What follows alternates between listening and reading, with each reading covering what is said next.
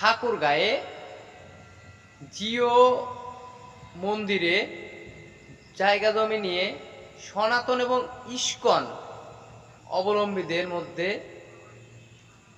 রেষারেষির কারণে সেখানে 144 ধারা জারি করেছে স্থানীয় প্রশাসন, যাতে করে এই পূজাতে কোনো রকম বিশৃঙ্খলা, সংঘর্ষ, রক্তপাত না হয়। এবং তার পাশেই দুই মাঠে সনাতন এবং ইস্কন দুজনদের আলাদাভাবে পূজা করার ব্যবস্থা করা হয়েছে। কিন্তু এই কথাটাই ভারতের রিপাবলিক বাংলার ঐক্যরঞ্জন ঘোষ উপস্থাপন করবেন যে বাংলাদেশের ঠাকুরগাঁয়ে 144 ধারা জারি করে পূজা বন্ধ করেছে স্থানীয় প্রশাসন। জাতিগত বিভেদ সৃষ্টি করার জন্য তারা এভাবেই তুলে ধরবে যে সেখানকার জামাতিরা বাধা দিয়েছে যাতে হিন্দুরা পূজা করতে না।